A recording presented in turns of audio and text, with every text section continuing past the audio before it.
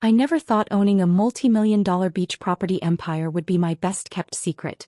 But watching my sister's face transform from smug superiority to shocked disbelief made every moment of hiding my success worth it. Before I tell you how my carefully maintained facade crumbled in the most satisfying way possible, let me know in the comments if you've ever been underestimated by family. If this story resonates with you, hit that like button and subscribe because trust me, the revenge is sweeter than ocean breeze. My name is Victoria Parker, and at 32, I had what anyone would call a perfectly crafted double life. To my family, I was the struggling youngest daughter who never lived up to her potential. In reality, I was the silent owner of Parker Coast Properties, one of the fastest-growing luxury real estate companies in Southern California. Growing up in suburban Michigan, I was always the odd one out in our picture-perfect family of four. My parents, James and Margaret Parker, had built their lives around my older sister Diana's achievements. Diana, with her perfect grades, homecoming queen crown, and full scholarship to Stanford, set a standard I apparently could never reach. "Why can't you be more like your sister?" became the soundtrack of my childhood. While Diana excelled at debate club and student government, I spent hours studying real estate listings and property investment strategies. My father, a high school economics teacher, dismissed my interests as unrealistic dreams. "The real estate market is for people with capital, Victoria," he'd say, barely looking up from Diana's latest academic award. "Focus on something practical." Even my mother, though gentler in her approach, echoed his doubts. "Honey, perhaps you should consider teaching like your father. It's a stable career." The only person who ever encouraged my passion was my grandmother, Elizabeth. During summer visits to her small beach cottage in California, she would sit with me for hours, poring over property listings and teaching me about market trends. "You have an eye for potential, Victoria," she'd say, watching me analyze beachfront developments. "Don't let anyone dim your vision." Those summers with Grandma Elizabeth became my sanctuary and education. In her modest library filled with books on real estate investment and business strategy, I discovered my future. While my family thought I was just enjoying beach vacations, I was actually building the foundation of my empire. By 18, I had mapped out my entire career path. While Diana headed to Stanford, I chose a local college, majoring in business administration with a focus on real estate management. My parents saw it as settling for less. I saw it as strategic positioning. "At least she's going to college," I overheard my mother tell a friend. "Though I wish she'd aimed higher like Diana." What they didn't know was that I was already working part-time for a local real estate agency, learning the industry from the ground up. Every commission I earned went straight into a separate savings account, my future investment fund. Grandmother Elizabeth passed away during my sophomore year, leaving me her beach cottage and, more importantly, her extensive network of real estate contacts. My parents assumed the cottage was a burden, an old property that I couldn't afford to maintain.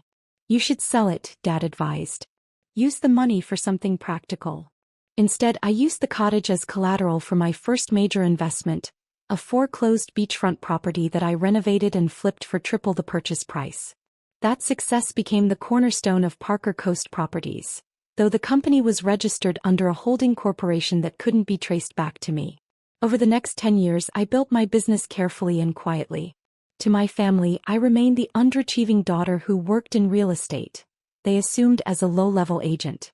Meanwhile, my company acquired prime beachfront properties up and down the California coast, renovating them into luxury vacation rentals and exclusive residences. Diana's path followed our parents' perfect script. After Stanford, she married Michael Thompson, a successful corporate lawyer, and they settled into an upper-middle-class life in Chicago. Their annual Christmas cards showcased their growing family and increasing prosperity, always accompanied by subtle digs at my apparent lack of progress. "We're so blessed," Diana would write. "Though we pray Victoria will find her path soon."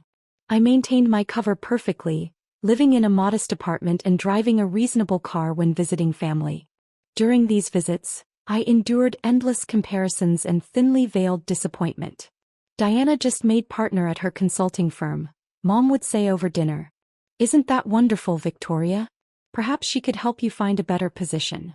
The facade might have continued indefinitely if Diana hadn't decided she deserved a piece of my grandmother's legacy.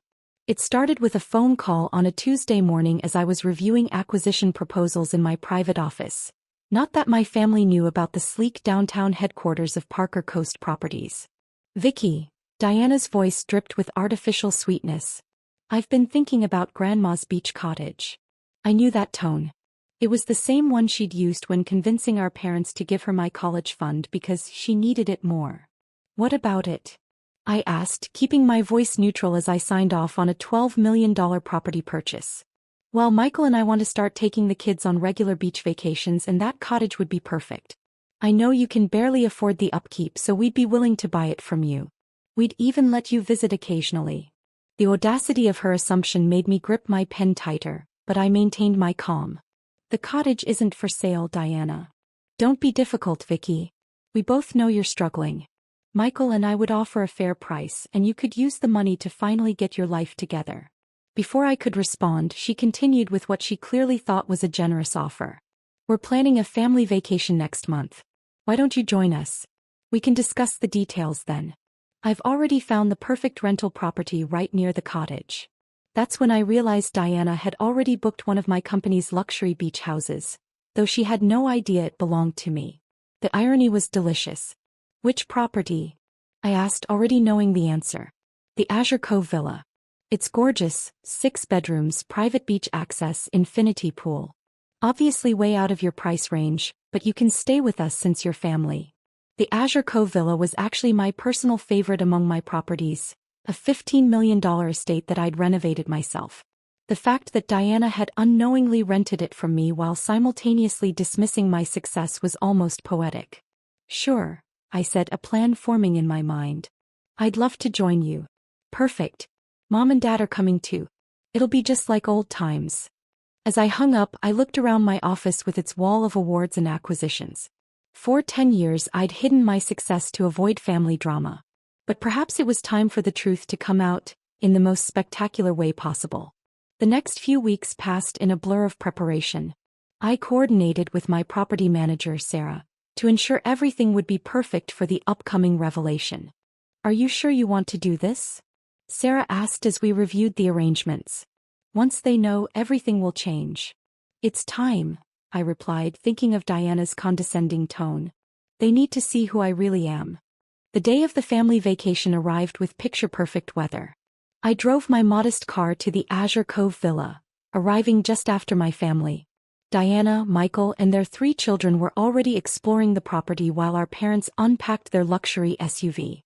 "Victoria," Mom called out, her tone carrying familiar disappointment. "Couldn't you have dressed more appropriately for the beach?" I looked down at my simple sundress, hiding a smile. They had no idea it was a custom-made piece that cost more than their car. "Leave her alone," Diana said with false generosity. "Not everyone can afford a proper vacation wardrobe." The next hour was a parade of subtle jabs and patronizing comments as Diana showed off her vacation home, acting as if she owned the place. Mom and Dad oohed and awed over every feature, while Michael made pointed comments about his recent bonus. "The rental agent is coming by to give us a proper tour," Diana announced as we gathered on the terrace. "Though Victoria, you might want to make yourself scarce. We wouldn't want them to think we're exceeding the guest limit." That was my cue. I pulled out my phone and sent a quick text to Sarah. Everything was about to change. The doorbell rang and Diana rushed to answer it, ready to play the role of wealthy client. I heard Sarah's professional voice in the foyer. "Good afternoon, I'm here to welcome the guests of Azure Cove Villa." "Yes, that's us," Diana said proudly. "We're so excited to be here." "Wonderful," Sarah replied, stepping onto the terrace. "I just need to confirm some details with the owner first." Diana's smile faltered slightly. "Oh, is the owner coming by?" Sarah's eyes met mine and she smiled. "The owner is already here."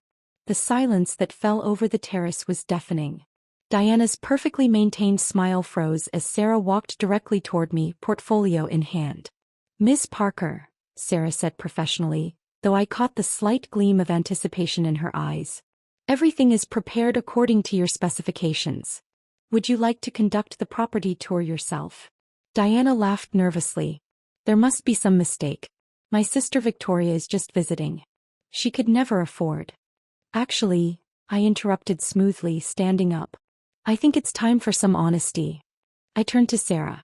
Could you bring the property portfolios from the car? As Sarah left, my family stared at me in confusion. Mom clutched her designer handbag like a shield, while Dad's expression wavered between disbelief and dawning realization. What's going on, Victoria? Michael demanded, his lawyer instincts clearly sensing something big was about to happen. I walked to the floor-to-ceiling windows overlooking the Pacific, remembering how I'd personally selected every detail of this house during its renovation. You know, Diana, when you called about Grandma's cottage, it made me realize something. I've been hiding who I am for far too long. Sarah returned with a sleek leather portfolio bearing the Parker Coast Properties logo. My family's eyes followed it as I placed it on the glass coffee table. 10 years ago, I continued opening the portfolio. I started a company. Today, Parker Coast Properties owns 37 luxury beachfront properties across Southern California, including this one. I gestured to our surroundings. Total portfolio value, just over $400 million. The only sound was the distant crash of waves and my mother's sharp intake of breath. Diana's face had drained of color. That's impossible, she stammered. You're just a real estate agent. I smiled, pulling out the company financials. Actually, I'm the founder and CEO.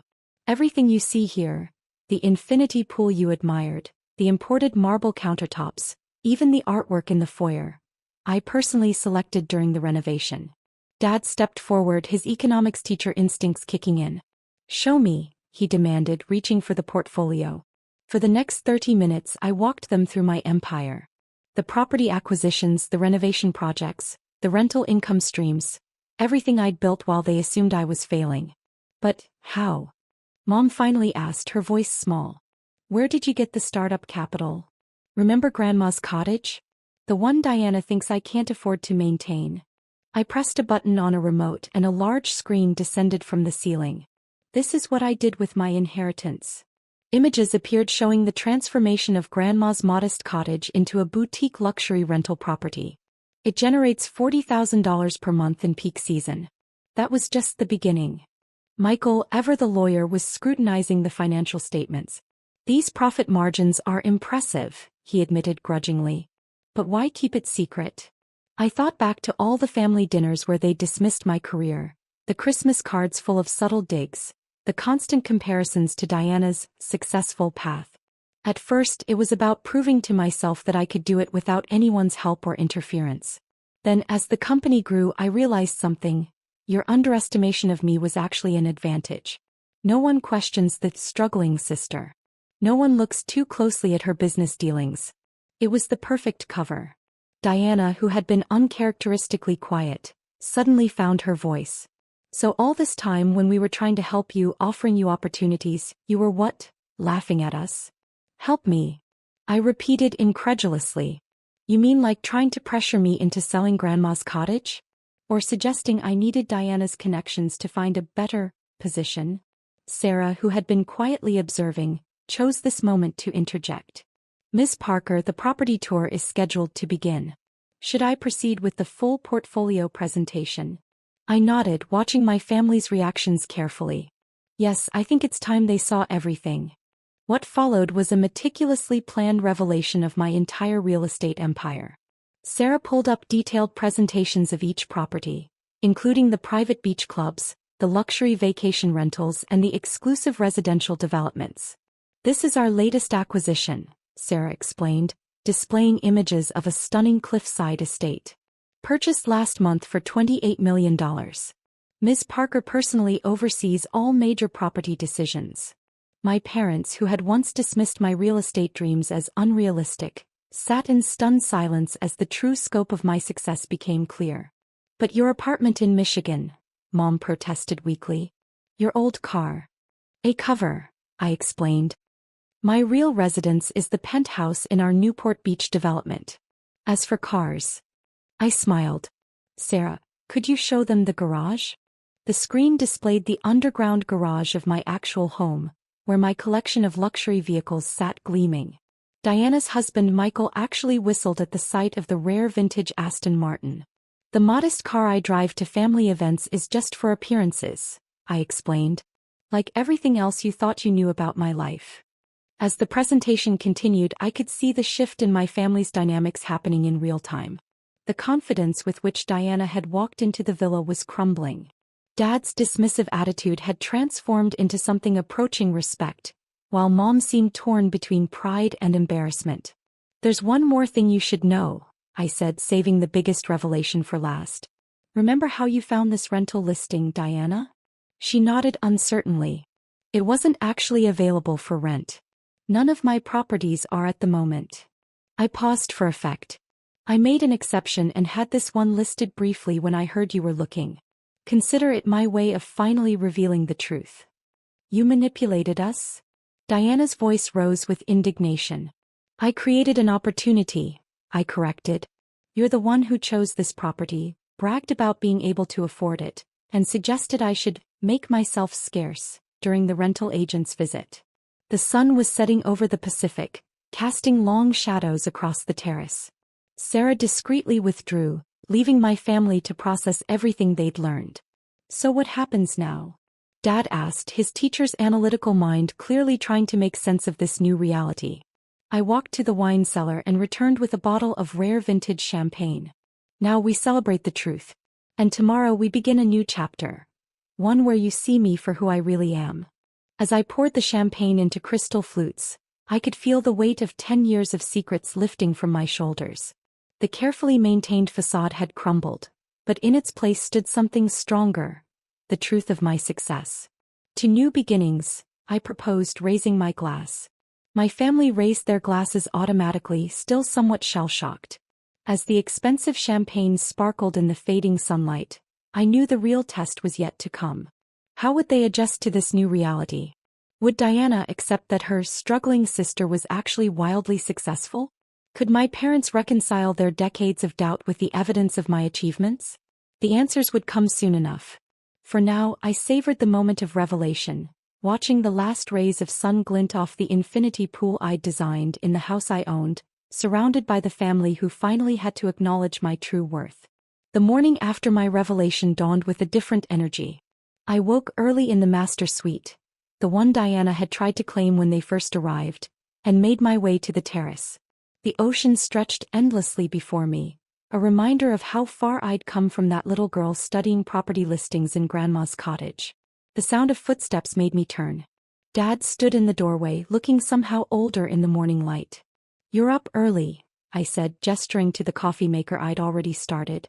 He poured himself a cup, his economics teacher habits showing in how he measured his words before speaking. "I couldn't sleep much. Kept going over the numbers in my head. And your profit margins are exceptional." He paused. "I spent years telling you to be more practical, to think smaller. I was wrong." Coming from my father, this admission was seismic. Before I could respond, Mom appeared, already dressed for the day but missing her usual polish. "Victoria," she began, then stopped, seemingly unsure how to continue. The woman who had always known exactly what to say to highlight my shortcomings was now speechless. "Good morning, Mom," I said calmly, pouring her a cup of coffee. "Sleep well." She accepted the cup with trembling hands. "I kept thinking about all the times the things we said to you." "You mean like suggesting I should consider teaching because it's stable?" I couldn't resist the small dig. Mom's face flushed. "We thought we were helping. Protecting you from disappointment. By constantly disappointing me yourselves?" The silence that followed was heavy with decades of misunderstandings and missed connections. "I reviewed your company's portfolio again last night," Dad said, pulling out his reading glasses and some notes he'd made. "The way you leveraged Grandma's cottage as seed capital, the strategic property acquisitions, the timing of your market entries." He shook his head in amazement. "It's brilliant. Seems those unrealistic dreams paid off after all," I replied, watching his expression carefully. Before he could respond, Diana emerged onto the terrace, looking less put together than I'd ever seen her. Michael trailed behind, clutching his phone like a lifeline. "I just got off the phone with our financial advisor," Michael announced without preamble. "Trying to understand how we missed this. Your company's market position is remarkable." Diana shot him a look that could freeze hell. "Really, Michael? You're impressed by her deceiving everyone for years?" "Diana," Mom started, but I held up my hand. Let's address this directly, I said, turning to my sister. You're upset because I hid my success. But ask yourself why I felt the need to hide it. Because you enjoyed making us look foolish? Diana snapped. No, I replied calmly. Because every achievement in my life has been measured against yours. Every choice I made was questioned because it didn't follow your path. Even now, you're more angry about losing the upper hand than happy for my success. The truth of my words hung in the morning air. Diana's face cycled through emotions, anger, embarrassment, and finally something approaching understanding. I want to show you something, I said, standing up. All of you. I led them to my home office in the villa, a room they hadn't seen during yesterday's tour. The walls were lined with framed documents. My first property deed, the company's incorporation papers, awards for architectural design and business innovation. But I directed their attention to a particular frame in the center. This is the first letter Grandma wrote to me after I started the company, I explained. She was the only one who knew the truth. Mom stepped forward to read it, her eyes widening at our grandmother's words. My dearest Victoria, your latest acquisition makes my heart soar. While others see you through the lens of comparison, I see you building an empire with quiet determination. One day they'll understand what I've always known, that your different path wasn't wrong, just extraordinary. Oh my love. Grandma Elizabeth. She knew. Mom whispered. All this time. She knew because she believed in me enough to look closer, I replied. She never needed me to be anyone but myself. Diana had moved to examine the industry awards. The Innovative Developer of the Year award. That was you? I remember reading about it in the business journal. Yes, I confirmed.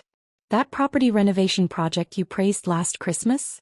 The one you told everyone was exactly what that rundown beach area needed? That was mine too. The irony wasn't lost on any of us. Why tell us now? Dad asked. Why not maintain what did you call it? Your cover. I walked to the windows overlooking the coast, my coast in many ways. Because success without authenticity becomes hollow. I'm proud of what I've built. I'm tired of hiding it. And the cottage? Diana asked quietly. I suppose my offer to buy it seems ridiculous now. The cottage stays exactly as it is, the foundation of everything I've built. But, I turned to face them, I'm willing to discuss a proper family vacation arrangement. One based on mutual respect, not assumed superiority. The next few hours were filled with detailed conversations about my business, my life, and the future of our family relationships. Mom cried when I showed her my real home through photos. The penthouse she'd never seen. Dad asked countless questions about my investment strategies, his pride finally outweighing his preconceptions. Michael, ever the pragmatist, proposed potential business collaborations which I politely deflected. Some boundaries were still necessary. As for Diana, the adjustment was more complicated. Years of being the family's measure of success had shaped her identity as much as being the unsuccessful sister had shaped mine. I don't know how to be your sister without being your superior, she admitted during a private moment on the beach that afternoon. Try being my equal, I suggested. It's more interesting than looking down on people. By the time the sun set on our second day at Azure Cove Villa, the initial shock had evolved into something more nuanced. Mom and Dad were wrestling with their regret while trying to express their pride. Diana was quietly reevaluating our entire relationship. Michael was still making notes about my business model. As we gathered for dinner, catered by my private chef, another revelation that delighted Mom and annoyed Diana, I raised my glass for a toast. To family, I said, and to seeing people as they are, not as we assume them to be. The echo of "to family" around the table carried different weights for each person. For Mom and Dad it was tinged with remorse and hope. For Diana, it was a reluctant acknowledgement of a new reality. For me it was liberation. Later that night, as the family settled into their rooms, I returned to the terrace. Sarah had stopped by with some company documents needing my attention. Actual work didn't stop for family revelations. How are you feeling? She asked as I signed the papers. Relief? Regret? I considered the question, looking out at my carefully built world that was no longer a secret. Authentic. Finally. And your family? They're adjusting. It's not perfect, but it's real. That's worth more than any property in our portfolio. As Sarah left, I received a text from Diana. Can't sleep. Too many thoughts. Coffee tomorrow? Just us. I smiled, typing back, yes. I know a great little beach cafe. I own it. The response came quickly, of course you do. Show off. It wasn't quite an apology, but it was a start. A new chapter where success didn't have to be hidden and family relationships could be rebuilt on a foundation of truth rather than assumptions. Looking out at the moonlit ocean, I thought about Grandma Elizabeth and how she'd encouraged me to follow my own path. She'd known that sometimes the greatest success isn't just in achieving your dreams, but in finally being able to share them. If you've ever been underestimated, dismissed, or pushed to hide your light, remember this. Success doesn't need to follow someone else's path. Your journey might be different, might need to be hidden for a while, but when the time comes to reveal your truth, make it count. Have you ever had to hide your success from family? Or felt the need to downplay your achievements to keep the peace? Share your story in the comments below.